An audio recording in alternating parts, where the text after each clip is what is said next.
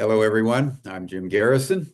I want to welcome you to this session of Humanity Rising as we continue our preparations for the State of the World Forum, which will be an online interactive broadcast between the 14th and the 17th of December, coming up at the end of this year.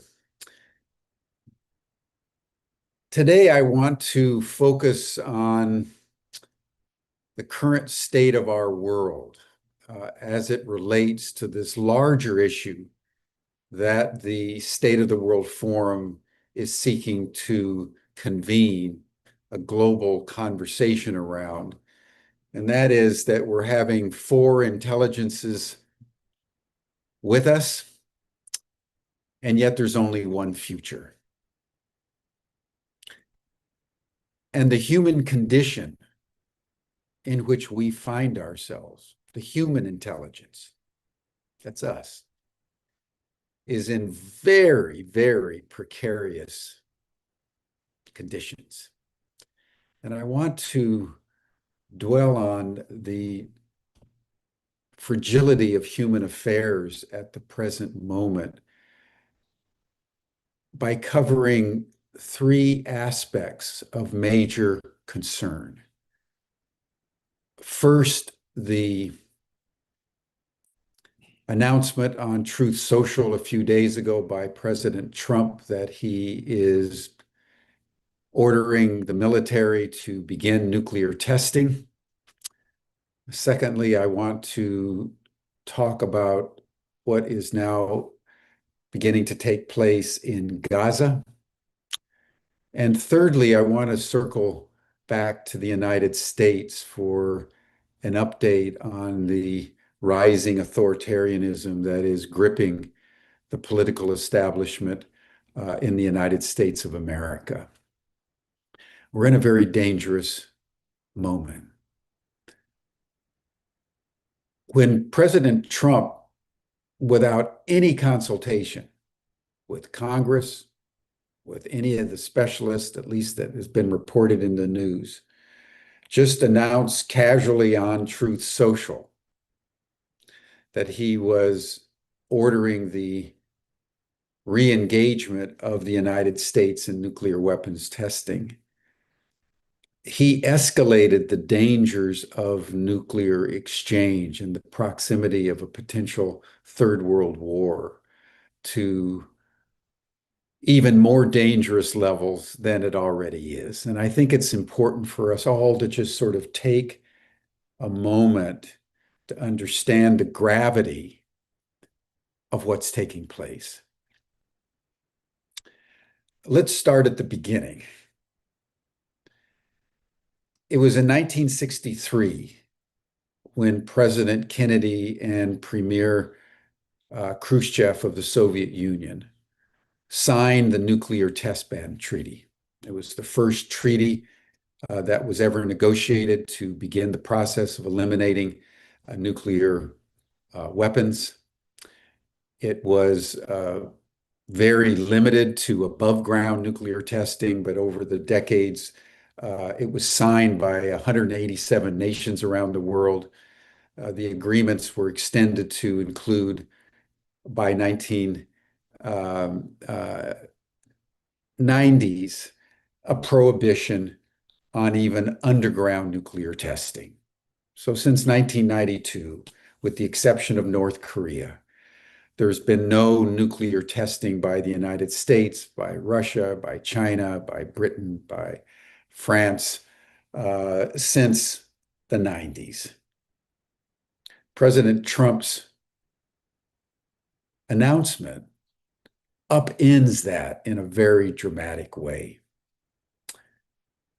It was in 1972 that President Nixon and Premier Leonid Brezhnev negotiated the anti-ballistic missile treaty that forbade either country from trying to build a missile defense system because correctly, both sides understood that that would just reignite an arms race by different means. more defense, more offense to get through the defense. So it was agreed that the countries involved in the nuclear weapons procurement would not build defense mechanisms. That treaty also was abrogated by an American president, President Bush Jr., in 2002. In 1987, there was yet another treaty negotiated, the Intermediate Nuclear Forces Agreement, by President Bush Sr. and Mikhail Gorbachev. And that forbade either country from deploying short-range nuclear weapons in Europe, because the time it takes for a nuclear weapon to get from Germany to Russia is literally within seconds.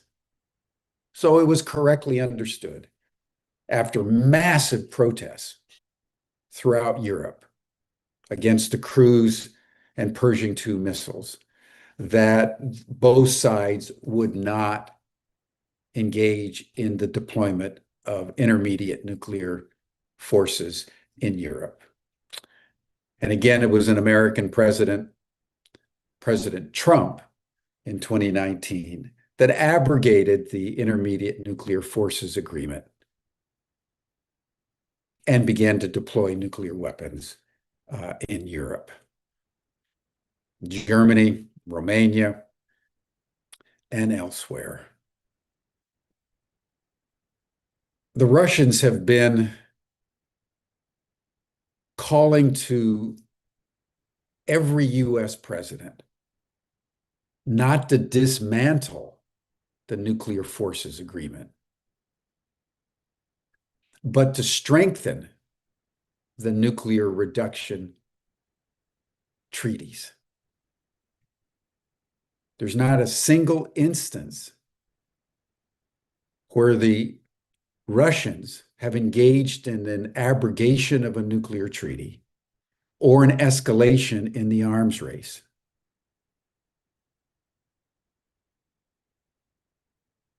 What's happened over the last several weeks is important for us to understand in light of this.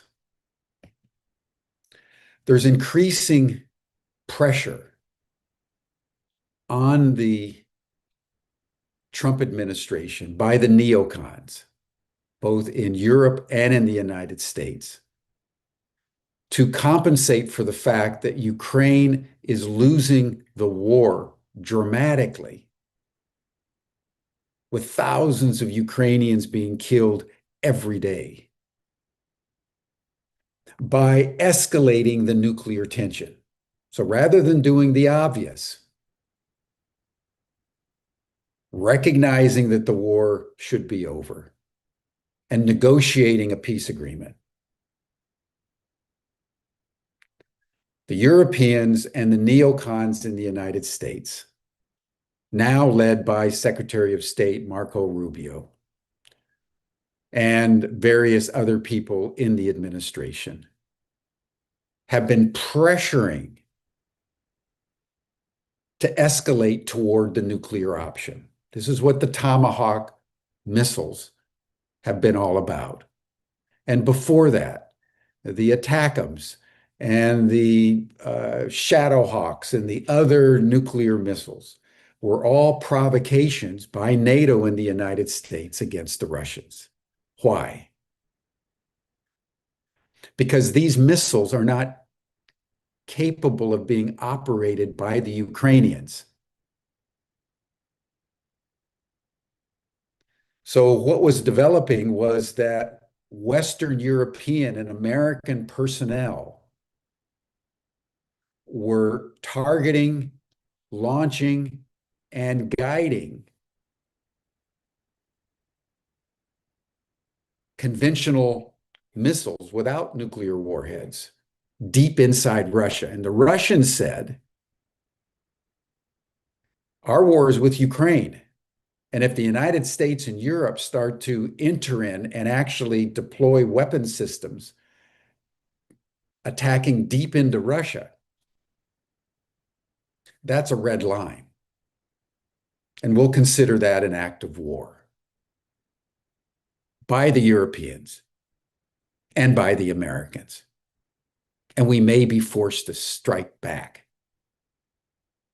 not against Ukraine, but against Britain or France or the United States that's launching weapons into our airspace and destroying our cities.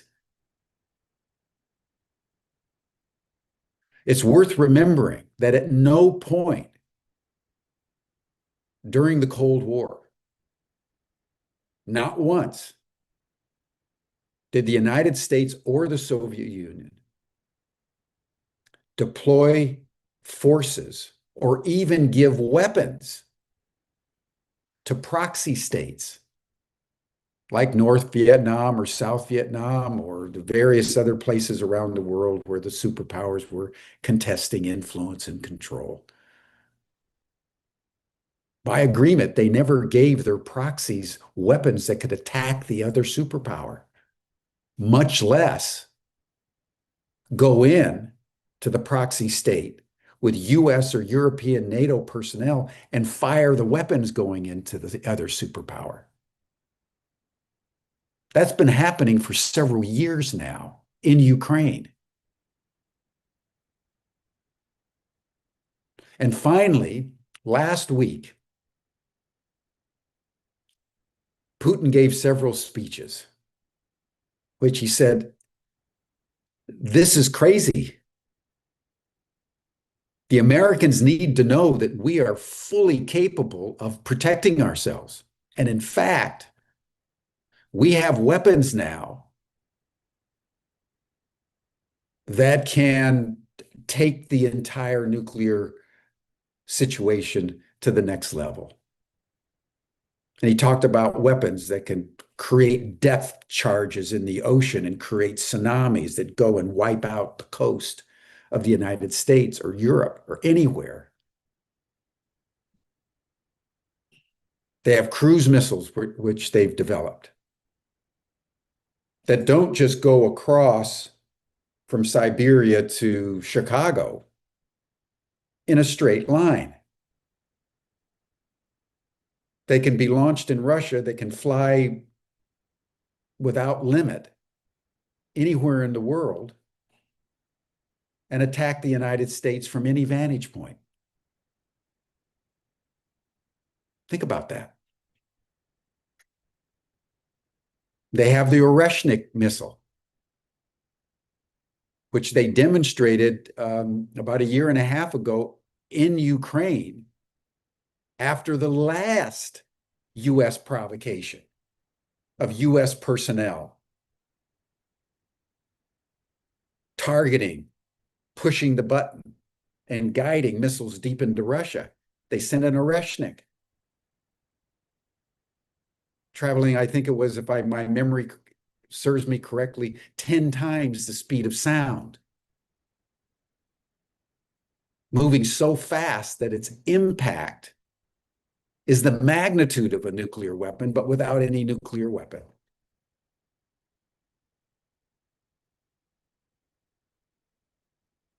So what Putin was saying to the Americans and to the world, stop it.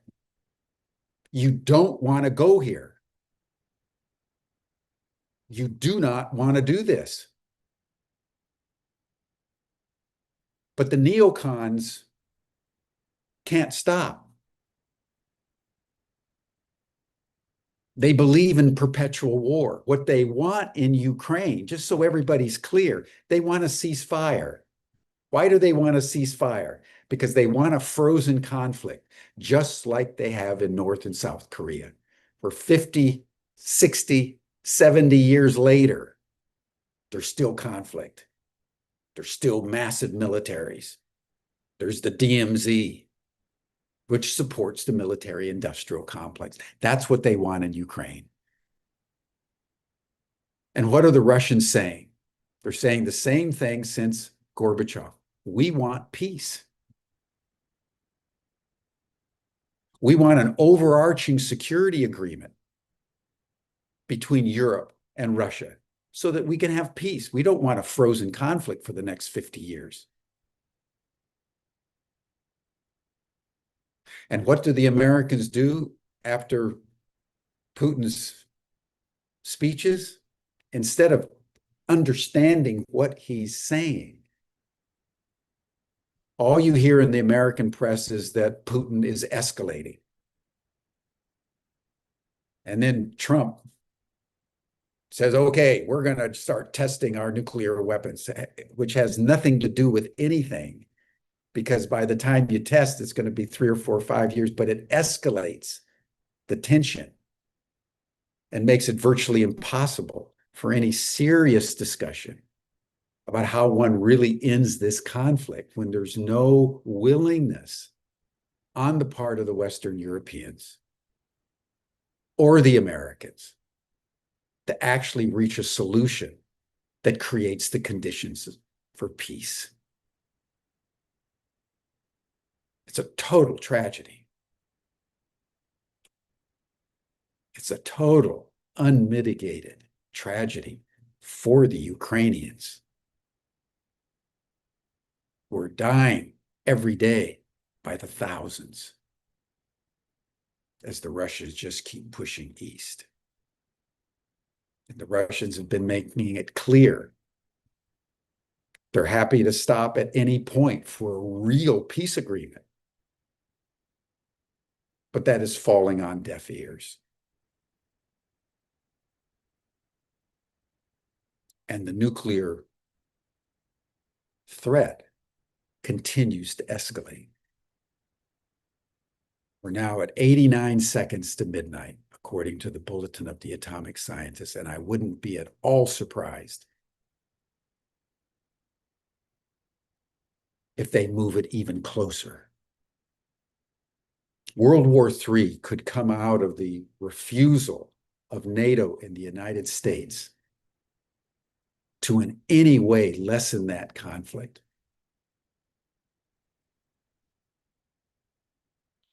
It's the same mentality that is taking place in Gaza. You remember several weeks ago when there was this much heralded ceasefire. And Trump went to the Knesset in Jerusalem and then went to Sharm el-Sheikh in Egypt, and everybody thought, oh, it's over. And I said then what I said now. This was just a publicity stunt. It had no bearing in reality.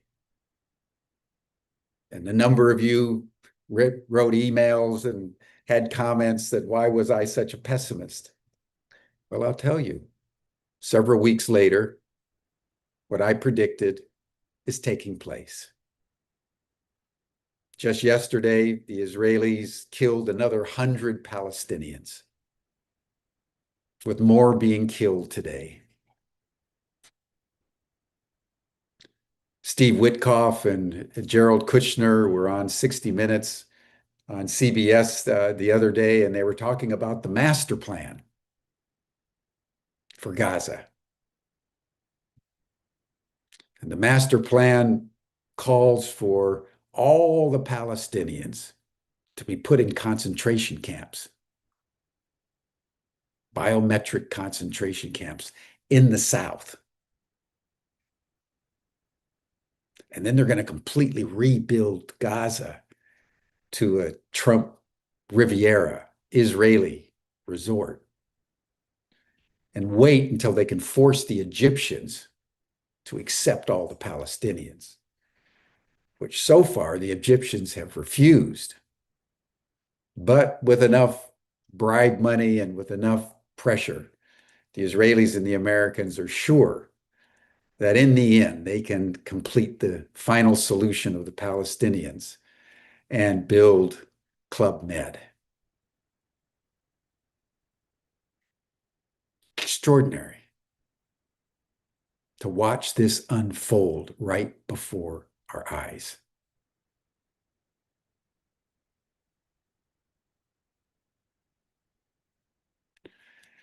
And that leads to what's going on here in the United States. As we see more and more indications of the authoritarian takeover that all of us know is happening. But because it's in slow motion, it's hard to detect the escalations. The government shut down about 3 weeks ago, as we all know, and tomorrow the welfare food stamps basically to 48 million Americans, 16 million of whom are children, uh, ceases unless mandated to the contrary by court order.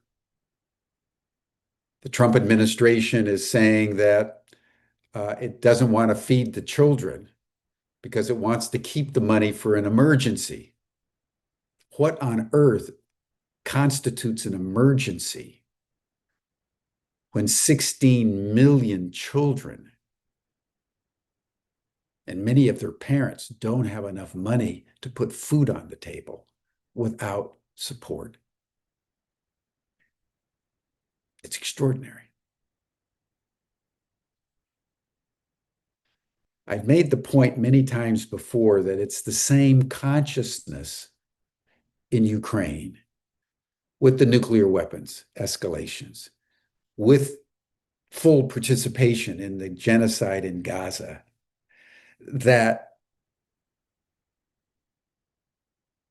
is transacting the authoritarian escalations inside the United States. It's the same mentality. We often think that some politicians do some things, good things and some bad things, as if they're schizophrenic. Most of them are not. They have a single worldview, which they apply across the board. And that's what we're seeing now out of the Trump White House, is this malignancy of darkness at every level of contact with reality. Just this past week, the ICE agents were told, the officers, that they were going to be replaced, many of them, by the Customs and Border Patrol. Steve Miller has mandated that the current rate of picking up 900 people of color to check to see whether they are documented or undocumented aliens is going to be increased to 3,000 a day. They know that this is going to cause massive domestic unrest, as we've seen in LA and in Chicago and in every other city that's had the military forces of the United States, the National Guard, deployed. So what are they doing? They're ordering that the National Guard, every single National Guard unit in the country, all 50 states, have to start training for crowd control, riot control, rapid strike responses. So this is important for all Americans and people around the world to understand that what's now going to start to happen in the United States over the balance of this year and going into next year is 3,000 deportations a day, 3,000 arrests a day across the United States of America, dealing with the inevitable social turbulence with the application of military force on American cities. It's an extraordinary thing. And that leads us to the 2026 elections and the 2028 elections. As you know from the news, the Trump administration is seeking in every conceivable way to limit the vote,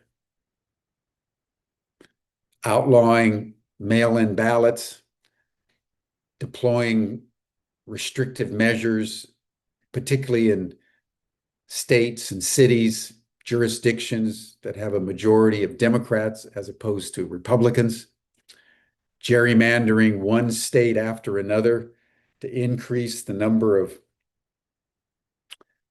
safe districts for Republicans, so that even though they lose the majority vote, as they almost certainly will in 2026, if there's any kind of fair election at all, they can still maintain control of the Senate and the House because they've gerrymandered the districts to compensate for the number of districts they would lose if the vote was fair. There's more and more discussion by Donald Trump himself, Steve Bannon, master strategist for the Republicans, about the fact that Donald Trump is going to win the presidency again in 2028, even though it's a violation of the Constitution and the 28th Amendment, which says very explicitly that you can't run for the presidency more than 2 times.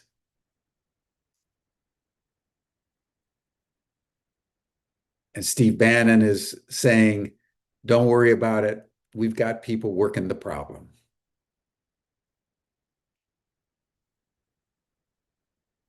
At the same time that that's happening, Russell Vought, who's the head of the Office of Management and Budget, one of the architects from the Heritage Foundation that wrote and designed the Project 2025, is eviscerating one government agency after another,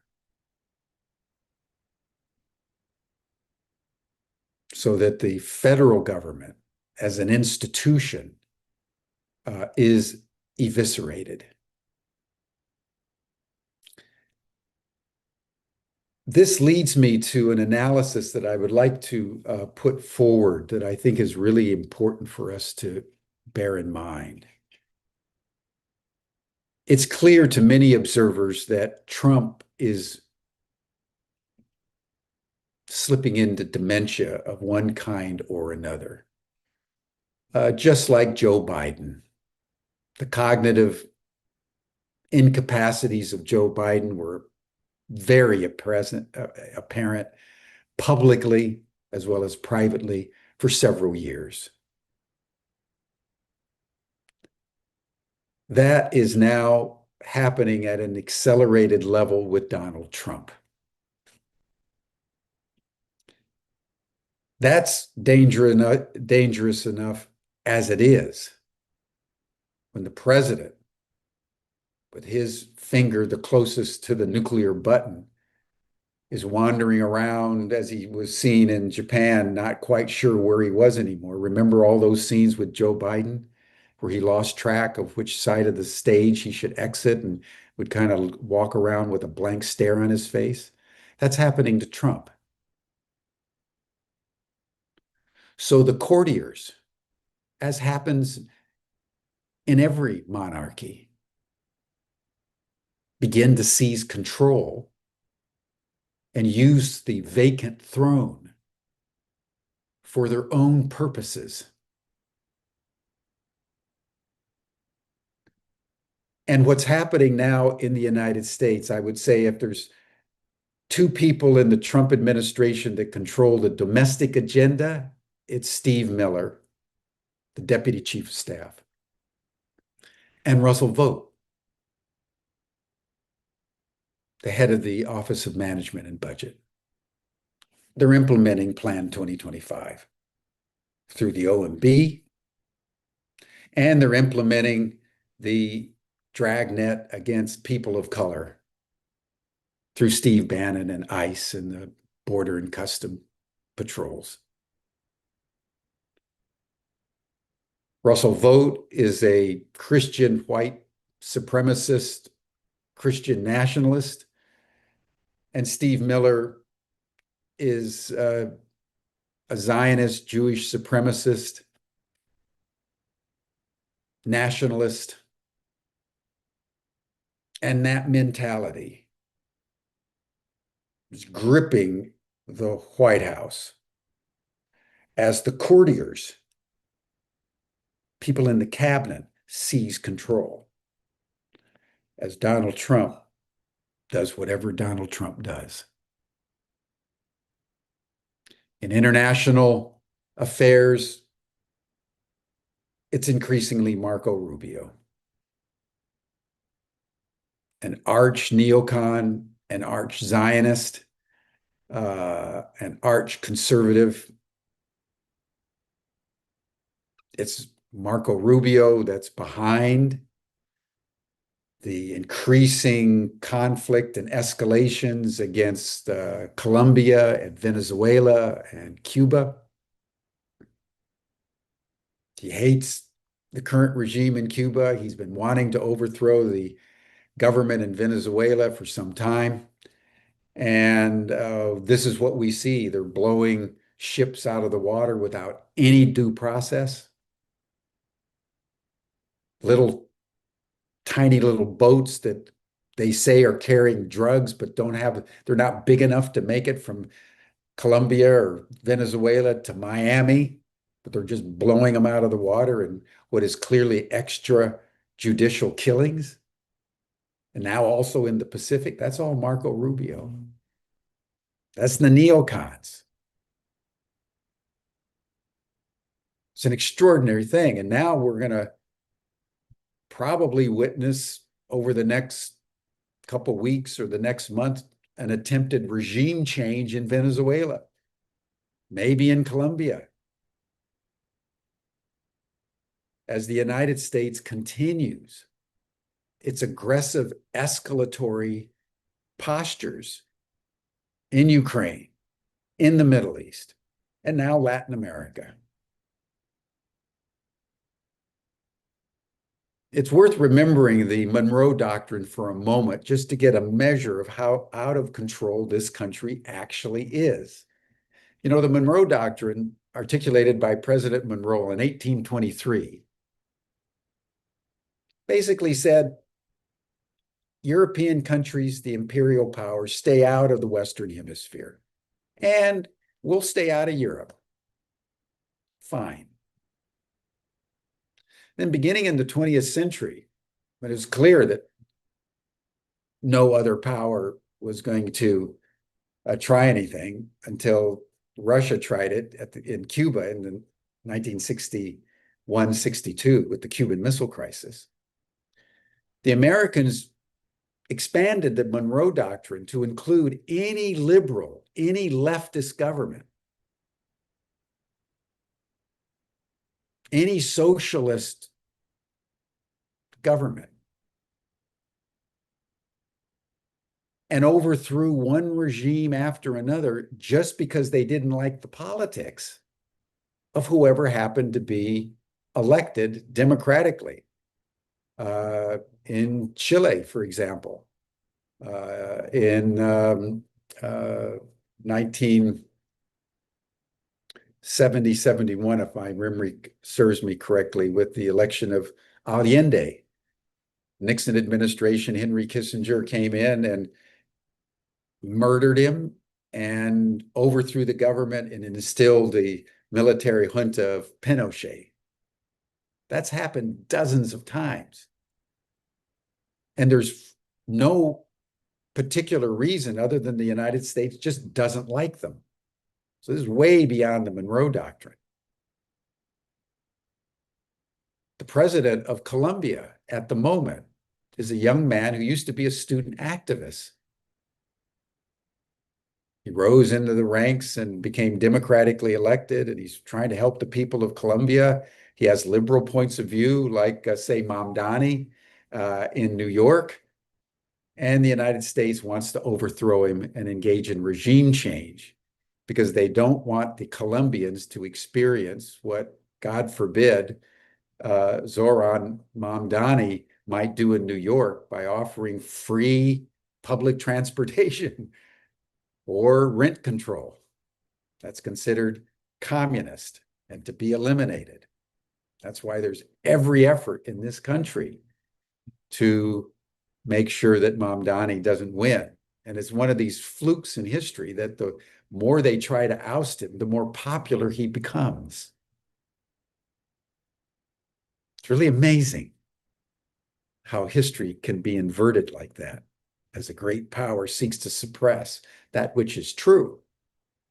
And then the more popular support that person obtains. Let us hope and pray that that takes place in New York City. What a great day that would be when a man with the politics that they're seeking to overthrow in Colombia is democratically elected in New York. Just think that thought for a fun thing to think about on Halloween. This leads me to the final point that I want to make, everyone,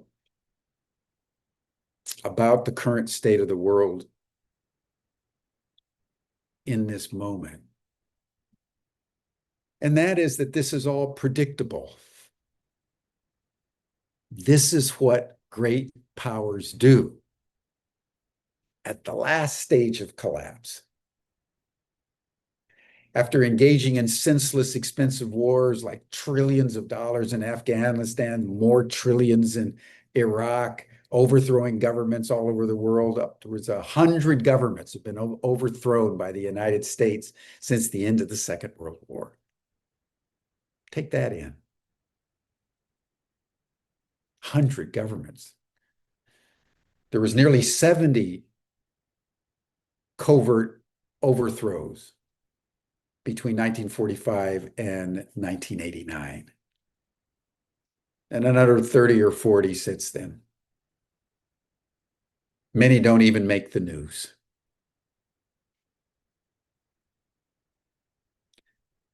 But as the Imperium collapses, it becomes more vicious because it's collapsing. And it doesn't know how to right itself.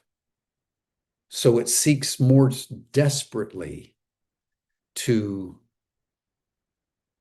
escalate tensions everywhere that it can. So you see that that's happening in the United States right now.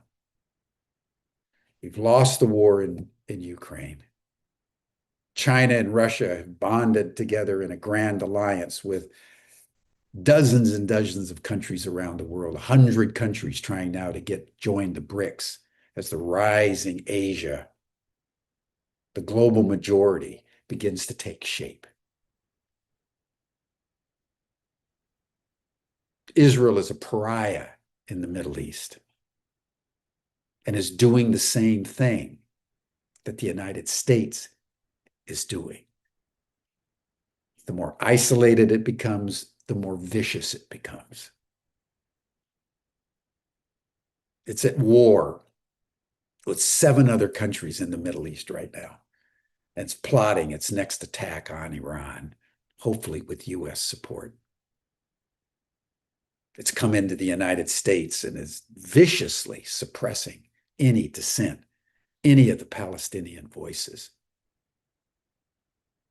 That's a symptom of desperation.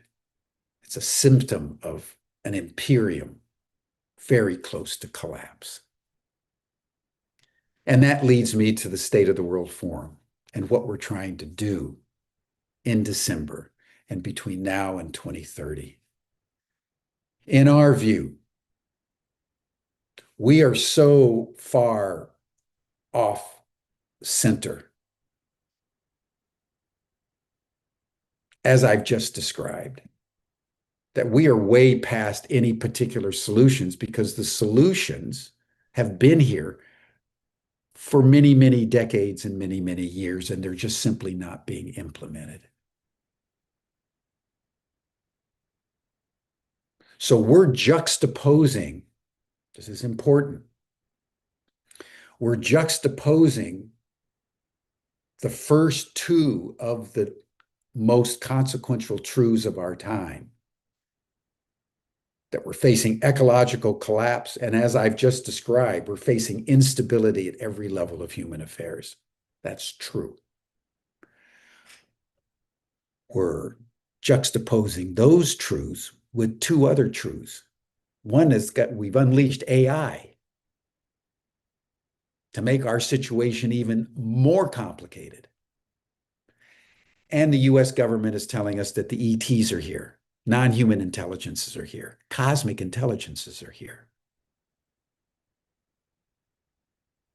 So if you look into the depths of our crisis, what emerges is these four intelligences that we keep talking about.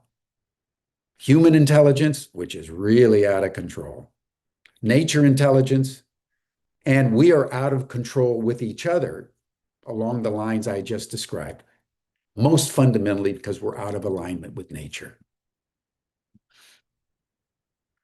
That was the great insight of Carl Jung about the rise of the Nazis. He said, at its root, this kind of violence only emerges when people get disconnected from nature. So this interactive activity between human intelligence and nature intelligence, I believe, is primary. We have cosmic intelligence. We have AI intelligence. But if you had to source the origin of the human predicament, it's we've lost our alignment with nature herself. So what the State of the World Forum is seeking to do is bring these intelligences together. Because if human intelligence could start to engage in intelligible communication with nature intelligence, as we'll be demonstrating in the forum with Veda Austin on water and Gary Shapiro with the orangutans and various other people, Bertie Jaworski, Chris Bledsoe with the ETs, et cetera, et cetera. If we can start engaging in intelligible communication, we'll elevate our consciousness to be able to solve the problems for the first time. So the State of the World Forum, in my view, and I think Tom Eddington, in my view, is a great antidote to the crises of our time, not by trying to solve the specific crises, but by elevating consciousness, by learning the language of consciousness.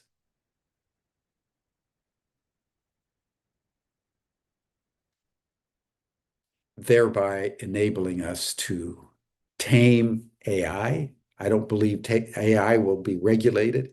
I think it'll only be tamed through an integration with nature intelligence and cosmic intelligence. And I want to finally close with this one singular point. I want to address cosmic intelligence. We're going to have an astronomer on Humanity Rising next Friday, Beatrice Villarreal, whose breakthrough study just released is creating a consternation and a great debate. She's taken photographs of the sky between 1945 and I believe it's the late 1960s, early 60s, where there was no human object in space. The first human object didn't go up till 1958 with Sputnik. And the first American one, not till 1961. So there were a long time where there was no satellites in space that could complicate things, but there was lots of nuclear testing, above ground nuclear testing till the 60s. And what she's discovered is that UFOs can be spotted not on Earth, but in the atmosphere, monitoring our nuclear tests. And as the nuclear tests would take place, the number of UFOs would increase. When there wasn't any testing, the UFOs would decrease. And she tracks this over years.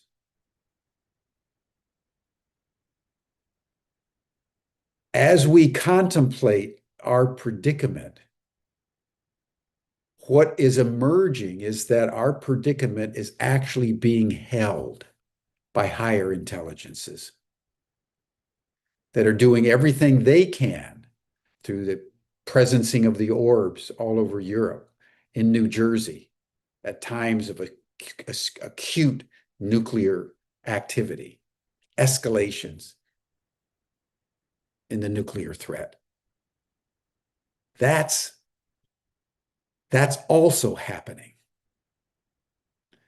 And that's one of the fundamental reasons why we need to become conversant in the language of consciousness, mental telepathy, all kinds of remote viewing and clairvoyance.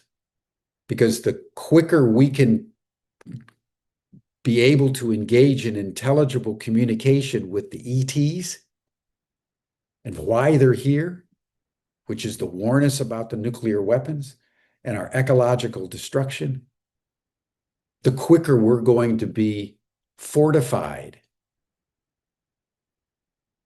to align ourselves once again with Mother Nature, with the Mother. So what the State of the World Forum is seeking to do at this moment of incredible duress, when many people can't even bear to watch the news anymore, is to create a vision of hope and possibility and unlimited abundance if we would just simply commune with these other intelligences that are manifesting themselves all around us. That's why I urge all of you to sign up for the State of the World Forum. It only costs $2.95, but if you aren't able to pay that, we have scholarships, including full scholarships. We want people to attend. We want people to participate. We want people to engage in the opportunities inherent in our crises in as abundant a way as we possibly can. And next week, we'll have Beatrice Valario, and each week up until the forum, we'll be bringing you other speakers that are just delightfully engaged in the creation of the new paradigm necessary to ensure human survival and a co-creative act between humanity, nature, AI, and the cosmos for what this beautiful planet of ours could potentially be. That's why it's an exciting moment to be alive. So thank you, everyone. I appreciate your time today as we ponder these great issues impinging upon us. It's such an extraordinary moment. It's just an extraordinary moment. I'll join the after chat for a little bit, and you'll see the link in your chat box, and you received it in your Zoom reminder for today. And then we'll be back next week with this astronomer, with this incredible breakthrough in how attentive the cosmos is to what we little humans are doing on this beautiful, precious planet. Thank you, everyone. Bye for now.